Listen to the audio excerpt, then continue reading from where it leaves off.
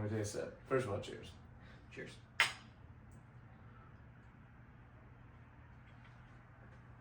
Okay.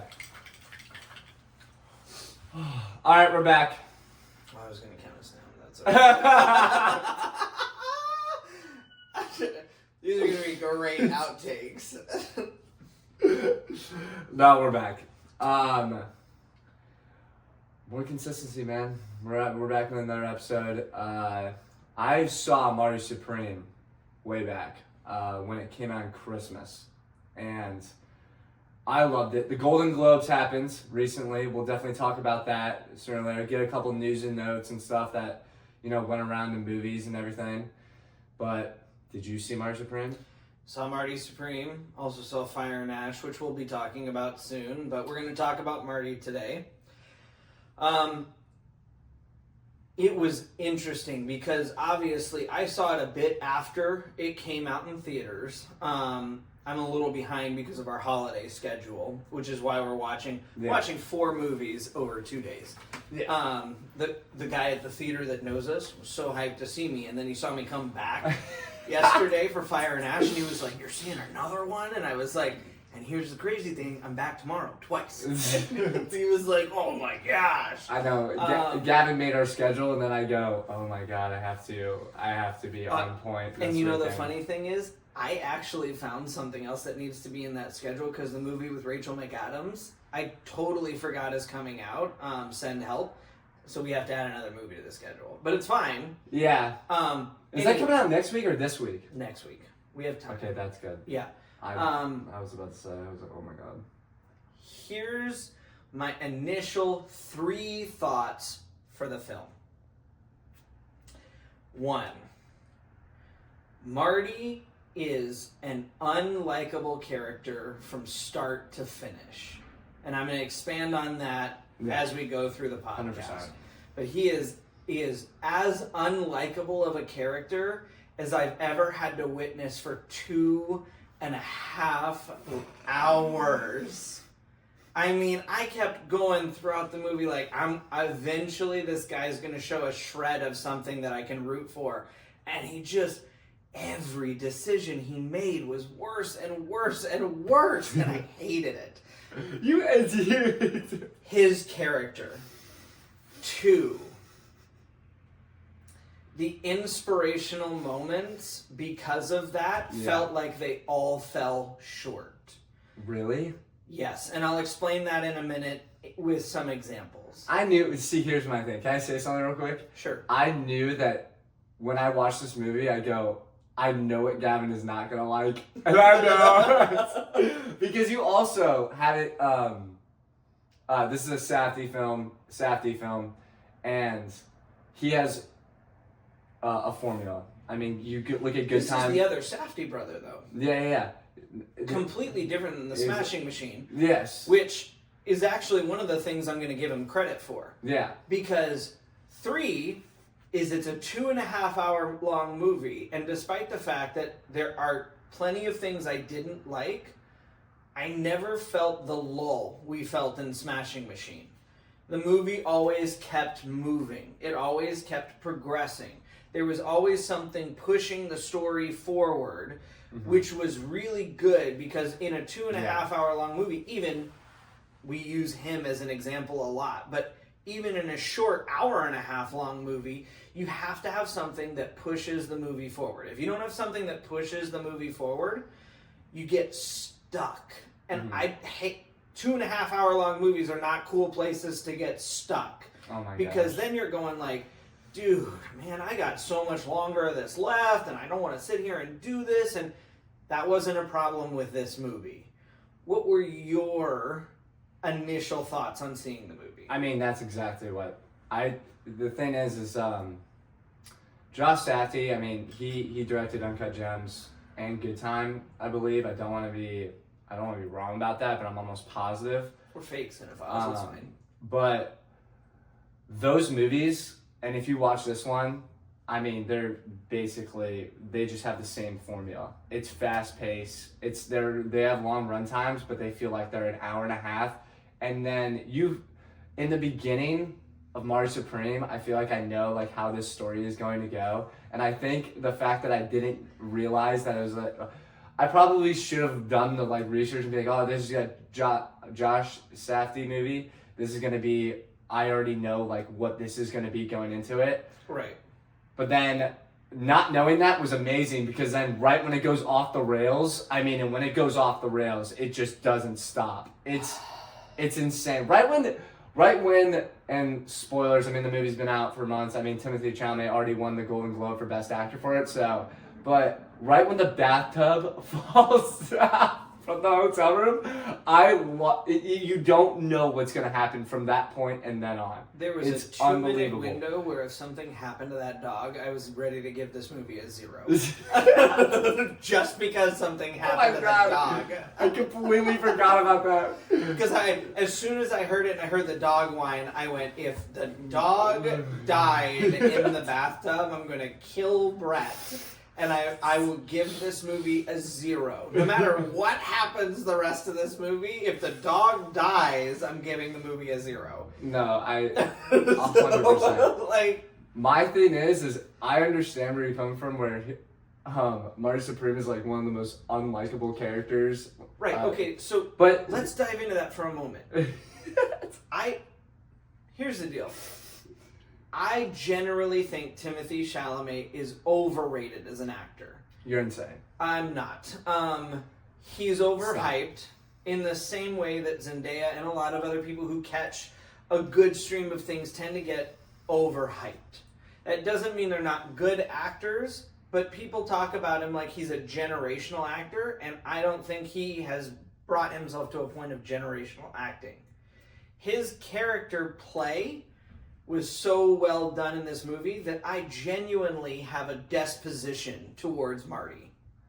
Because his character's so unlikable, and he does a good job of being genuinely believable as a truly, he is so narcissistic, so overconfident, so self-absorbed, and just singularly focused in the film, while disregarding feelings and care and general well-being of anybody that's ever cared about him throughout the entire movie, that I got to the end of it and I went, I hate you made it back for the birth of your child. That sucks.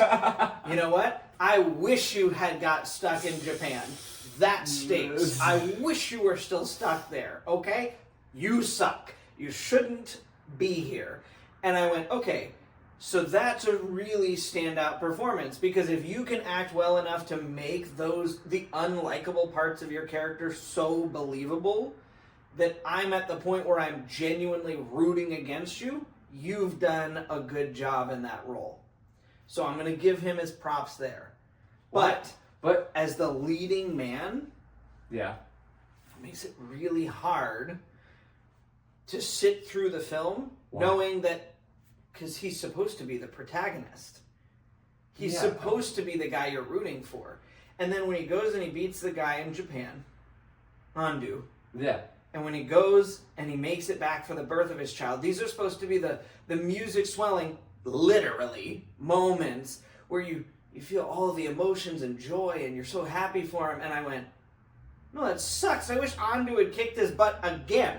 Oh, my head. Because he's done nothing to redeem his character in any way. He's done no growth. He's not done anything to prove that he cares for people. And even showing up at the mother of his child's bedside, he issued a half-hearted apology, which he's never meant throughout the entire film, after getting her shot, having her blackmail a mobster, running her around town, telling her she's unimportant, telling her he wasn't going to settle down and marry with her, telling her she should have never gotten married, and generally giving her the runaround the entire movie to going, oh, and now that I've beaten somebody for my own pride, I'm willing to be a dad, and that's supposed to be a moment of joy in the film? No, that stinks. I'm not happy for that. Stop. Okay. How is that a good thing? No, I'm not saying it's a good thing, okay? I understand where you're coming from. Everything that you said was valid. Like, and that's up what until I a mean point. by unsatisfactory. But because that's it's not not. satisfactory. Here's the thing. Like the movie is great and kind of motivational because he's always hustling to be the greatest thing that he can possibly be. I don't want to possibly be that kind of hustler.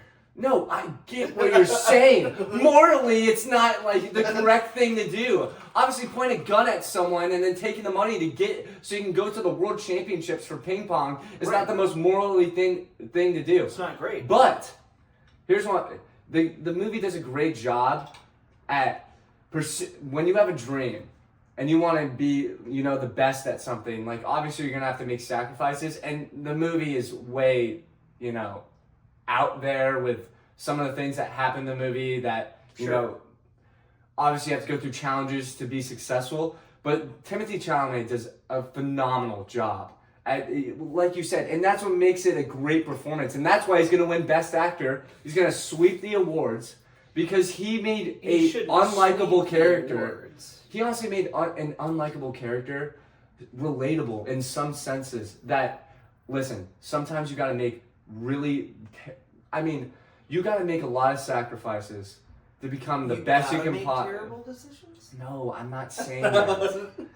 But I'm just saying. Yes, but I'm just saying that he really immersed himself into the role, and he really. Even the marketing building up to this was kind of wild what he was doing, but I truly believe it's one of the best performances that he's ever done. I will always put this performance ahead of it, though. You haven't seen this performance, so this performance changed me a lot about what I thought about Timothée Chalamet. The Beautiful Boy, is a great performance too, but you saying that he's an overrated, I think personally he's one of the best actors of our generation. And I know you're gonna roll your eyes at that, but you have to see this performance. You also have to watch. I don't know if you've seen A Beautiful Boy, have you? A while ago. Yeah, exactly. But still, that performance still sticks with me. And I just think overall it was one of his best performances, especially with the director. I thought the director and actor combo was great for what they produced on the screen. But my thoughts on the movie is that it just from start to finish, it was a wild ride. There was obviously some crazy things that happened where I'm like, what is happening in this movie and what is going to happen next? Sure. But overall, I think Timothée Chalamet just killed it as Marty Supreme. He made an unlikable character, very relatable in some senses of just being not, I wouldn't say the actions that he's doing, but the message that he's getting across of being I'm trying to be the best at this certain thing, and I'm going to do everything I possibly can to be the best. And I get you went on your little rant about the morals of the character. Here's my thing though. I would be a lot more attached to that message if being the best involved recognizing when he came up short. But for every time he came up short, he came up short every 20 minutes. Yeah. And every time he delusionally went, no, I don't know what you're talking about. I'm the best. I've always been the best. I'm always going to be the best. And that's great acting. I can't pay rent. I can't do this. I can't do that. I can't do this. I can't do that. I can't do this. I can't do that. But I'm the best. And that's delusional. And that's awesome. No, that's what's awesome about the performance. Well, okay. It's that he literally makes you believe that it's the whole entire time. Good time. It's a good thing for the performance. It's a bad thing for me for the character, because as a character, then I look at it and I go, I just want to keep seeing you fail. But that's consistency with the character. That's what is consistency with the character. But what I'm saying is for the message though, is that's not something that I can align with, because if I fall short, I don't want to be delusional and go, no, I didn't fail. I'm still the best. I'm amazing.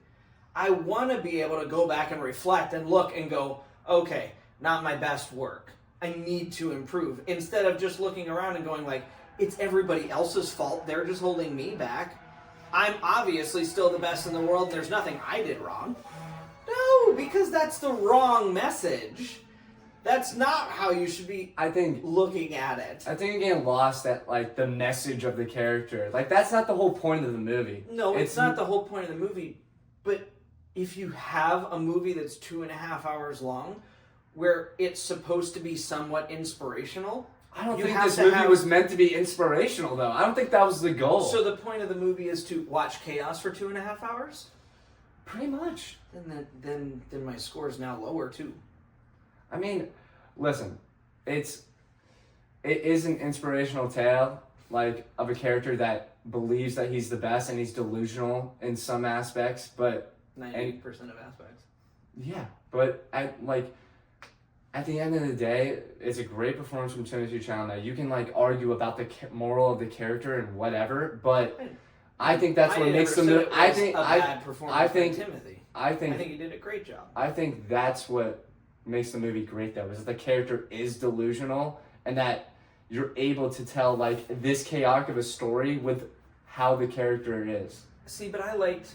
And I get it, you have like this moral code on like how a character should be written, but sometimes you can go outside the box sometimes. Look at Steve Kerr. His character was delusional. I'm never gonna lose. Never gonna lose. And even when he lost, he was still delusional. I didn't lose. That guy cheated.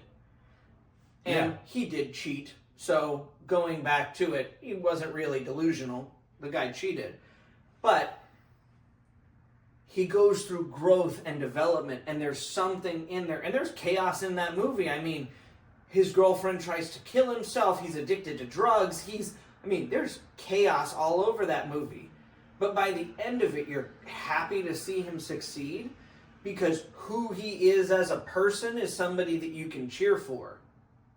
Why does it matter that like we need to cheer for Marty Supreme? I think that's like the whole point of the movie, that you're like cheering for in the movie. Dude, why do you have to cheer for somebody in the movie? What are you talking about? I don't watch The Sopranos to cheer for freaking... You don't have a dog in the game?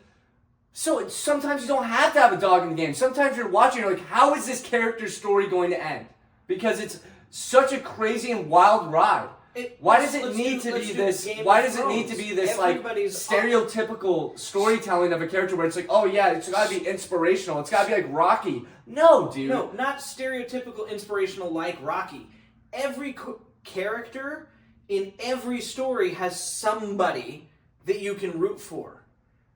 Even if it's in a small way. I mean, I can't think of any examples off like the top of my head. But Dune. What? Who do you root for in Dune? There's a good guy in Dune. Jason Bourne, you root for Jason Bourne.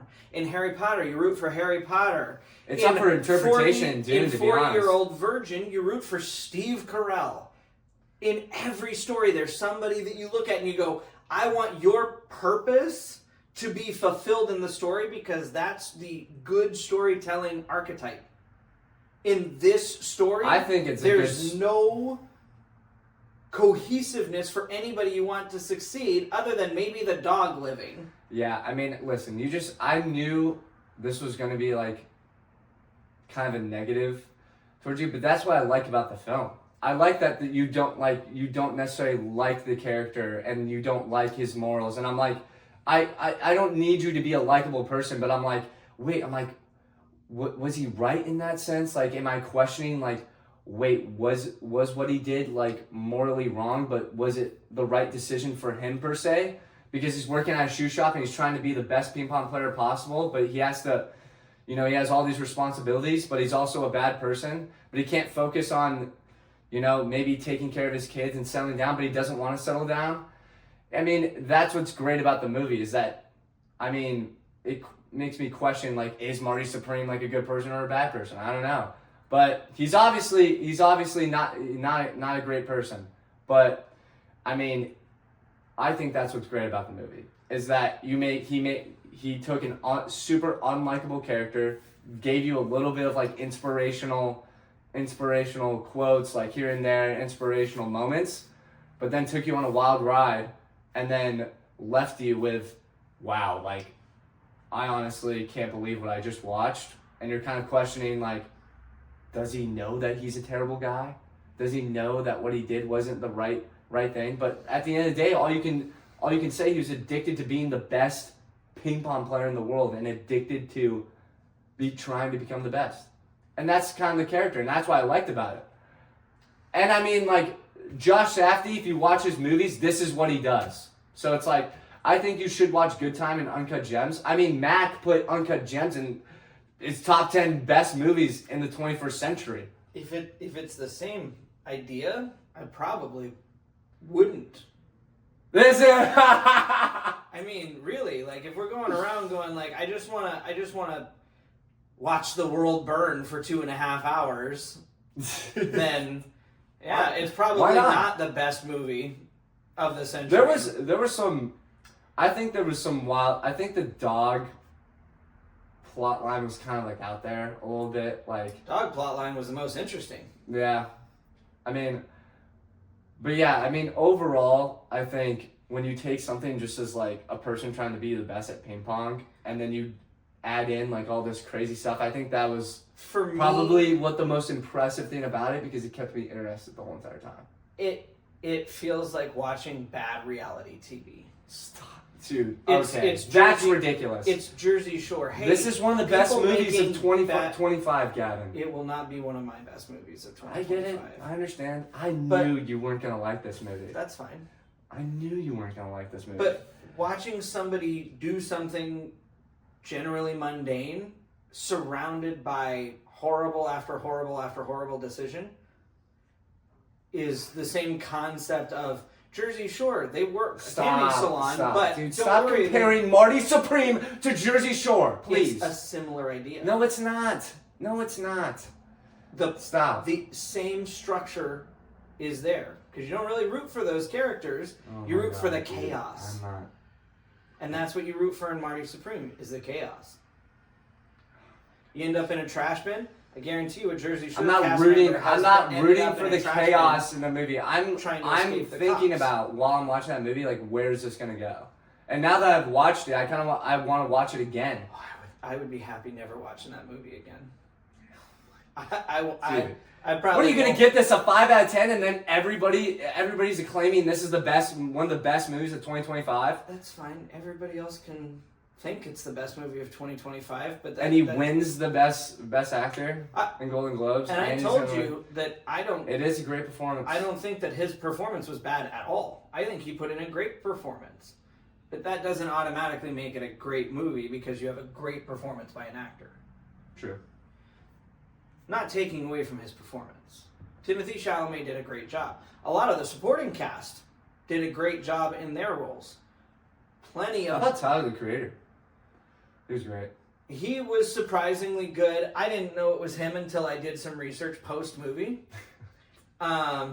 Because I don't know who Tyler, the Creator is. In fact, that's when I discovered the fact that he apparently makes music and does, other social media. You just weren't a fan of his music. Creator things. It's fine. I didn't know he made music. No, yeah. Never heard it. I still haven't, actually. Yeah. He was okay. Unless one of his songs was at the end of the movie. No. Okay, well then I still haven't heard it. But, I mean, he did good. Lots of the acting in this film did good. It's just not a story I'm like, I need to hear that one again. I feel you. It's the bedtime stories your parents read where some of them you look at and you go, favorite story of all time. And then there's some of them you're like, okay, that one sucked. Time for the next. I don't need that one again. They're like, you don't want to hear Marty again? I'm like, no. I don't want to hear the story of Marty again. No. Here's my thing. I'm not gonna rage that you said, Timothée Chalamet is an overrated actor. It is what it is. But I will have to say you have to see this performance, 100%. I told you as soon as I finish. I think it's one of the best performances from a sci-fi character, and I don't even know if he's a protagonist, to be honest. I mean, he's kind of like an anti-hero in some ways. That's the thing about Dune. That's what I think personally. If they nail the third movie, it's going to be one of the greatest trilogies of all time, but we'll get into that later. But, I think if we want to talk about Timothée Chalamet as just an actor, in the performance he's had in the past and now, I think he's one of the best actors of our time. Call Me by Your Name, a great performance. That's a great performance. And then you look at A Beautiful Boy, that's also a great performance. Other, movies and stuff. Wonka I didn't see. I'm not really a big Wonka guy, and honestly, me, I don't like those types of remakes. So, I wasn't rushing to the theater to go see Wonka, but I'm sure he was great in it. I think he's an actor where it's getting to the level for me. you're Brad Pitt, Leonardo DiCaprio. Like, every time he's in the movie, he's gonna give you a great performance. And like, I just don't know where you can say, like, why are you like smiling and get like, I can't really think of, you know, a bad performance from him. I mean, to be honest, it's like, of those 4 movies, like 5 movies that we, like, I just suggested, I mean, those are all great performances. And even in the biopic for Bob Dylan, he was amazing. He was absolutely amazing. He should have won, honestly, he should have won the best actor for that. Did you see that movie? Yep. Come on, dude. His singing was amazing. Why? What was so bad? They didn't portray the character good enough? What are you talking about? What? Yes. What? There wasn't enough emotion in it. What do you mean, come on? You're telling me the bar... Okay, listen to me. I could... one of my favorite scenes in that movie is when... I can't remember what historical thing was happening. It might have been the Cuban Missile Crisis with JFK, I'm pretty sure. But everybody was leaving New York and everything. And then the love interest in the movie, I probably should remember, but it's been a year since I've seen the movie. And he goes down into she goes down to a dive bar, I think just to like grab something or something. And then Bob Dylan, Timothy Chalamet is playing Bob Dylan's music. And it's a freaking great scene, a great performance, and it's a lot of emotion because you have a political thing that's going on, everybody's running away, and then there he is playing folk music about these issues that we're going through. Right, but that's a circumstantial situation that happened because of Bob Dylan's That's emotion. Life, no, he's sitting there playing folk music. It's not mean, emotion. It's the thing that he's surrounded with because of a real life event that happened. So all of the, you know, times where he's like flipping out, you know, going through kind of like a tough period where, you know, they're performing together, him and the love interest on the stage, and they're basically kind of going at it with each other, and he's kind of doing his own thing and just being an asshole. That's like no emotion. My pitch is that you're not your best A-quality acting just because you can get angry really easily. It's not even anger. It's like an internal. It was wonderful acting. Like there's so many scenes in that movie that where I'm like, he did a phenomenal job. I'm not gonna like name them off the top. I obviously have to like rewatch the movie to be more specific. But I want to see him take roles where he's truly challenged. What, Marty Supreme wasn't challenging enough for you? He acts like a jerk. Oh my god. When did he? I'm not kidding you. That is such a tough performance. You legit just mapped out. He's an unlikable character. Yes, you know, and you just said all these things. Character, but here's the thing: his range of emotions for that is minimal because, as a narcissist, you don't have to be an emotional person. I told you when I read the books, I will go and watch it. But I get that. I heard about the speech. You. You sent me the speech that you think is the best speech of all time. It is. And here's what I'm going to say. I haven't seen it in context of the movie, in the context of the story that's going on. I literally spoiled you. My bad. But I didn't know. But watching that speech for the first time, there wasn't anything that I saw in that clip that I was like, whoa, chills.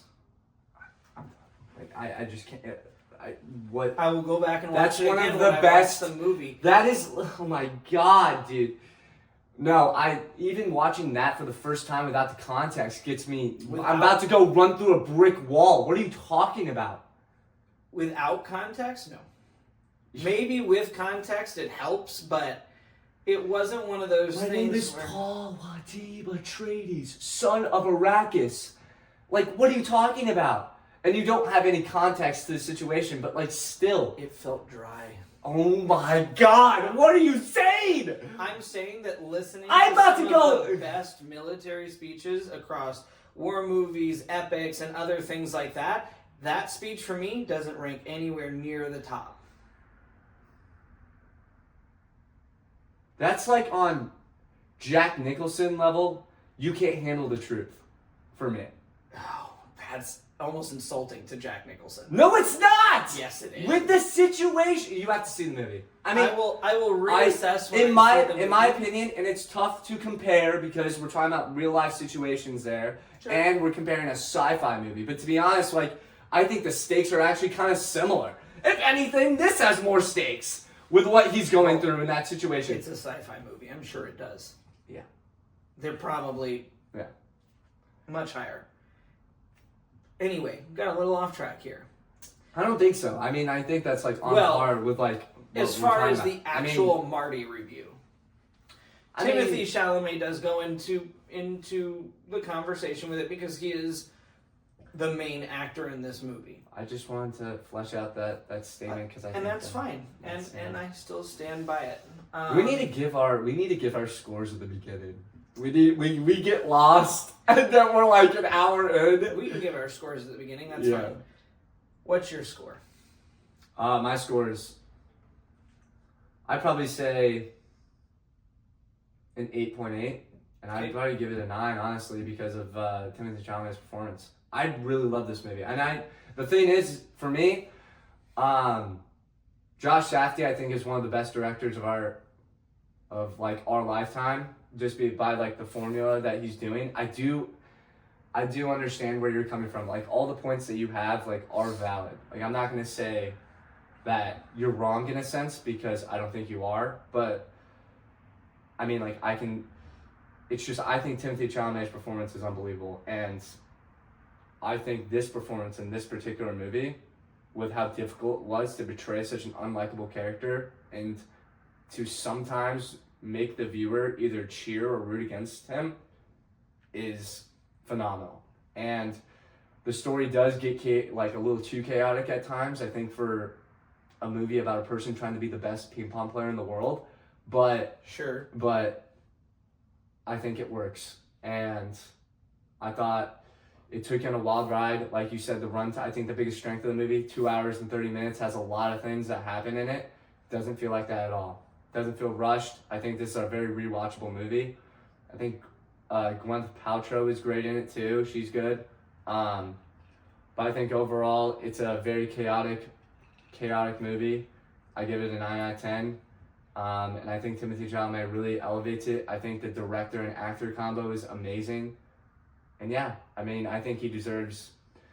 I thought he deserved the Oscar and stuff last year. I think it was a close race, but yeah, I can't wait to see his Oscar speech. I mean, the Golden Globe speech was really good, but overall, I think Marty Supreme was one of the best movies of 2025, and I enjoyed it a lot. I mean, when I watched it, people were cheering and clapping, so I thought it was great. I know you didn't.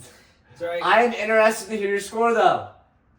Maybe I screamed at you way too much, but it's okay. I mean, you said a lot of outrageous things. My Timothy Chalamet score for the movie, his acting, gets an 8.5. Yeah. The movie gets a 6.5. By far the least rewatchable film that I've seen in 2026 so far. I won't rewatch it this year. We'll just say 2025. Sure, 2025.